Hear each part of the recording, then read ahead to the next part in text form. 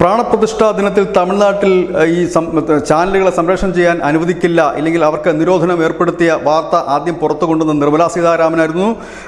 ദിനമലർ എന്ന് പറയുന്ന പത്രത്തിൻ്റെ പത്രക്കട്ടിംഗ് ഉൾപ്പെടെയാണ് നിർമ്മലാ സീതാരാമൻ എക്സിൽ പോസ്റ്റ് ചെയ്തത്. ഇതോടുകൂടി തന്നെ ഒരു വലിയ വിവാദമായത് മാറുകയും അണ്ണാമലയുടെ നേതൃത്വത്തിൽ വിവിധ ഹൈന്ദവ സംഘടനകളിൽ തമിഴ്നാട്ടിൽ വലിയ പ്രതിഷേധം ഉയർത്തുകയും ചെയ്തൊരു സാഹചര്യത്തിൽ ഇപ്പോൾ പുറത്തുവരുന്ന ഏറ്റവും പുതിയ വാർത്ത, തമിഴ്നാട്ടിലെ HR&CE മന്ത്രി PK ശേഖർ ബാബു രംഗത്തെത്തിയിരിക്കുന്നു. അദ്ദേഹം പറയുന്നത് അങ്ങനെ ഒരു നിർദ്ദേശം ഒരു ക്ഷേത്രത്തിനും നൽകിയിട്ടില്ല എന്നാണ് പറയുന്നത്. ഇവിടെ ശ്രദ്ധേയമായ ഒരു കാര്യമുണ്ട്, 200-ലധികം രാമക്ഷേത്രങ്ങളുള്ള ഒരു സംസ്ഥാനം കൂടിയാണ് തമിഴ്നാട്.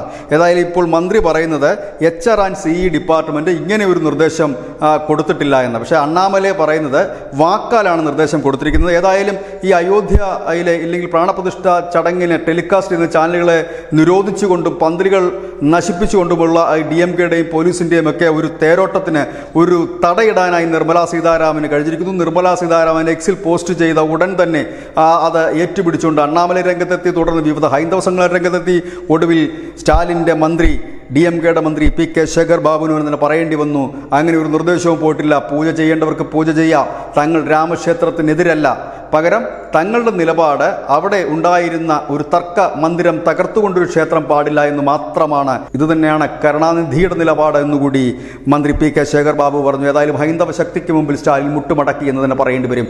ന്യൂസ് ഡെസ്ക് മുസ്ലിം മലയാളം.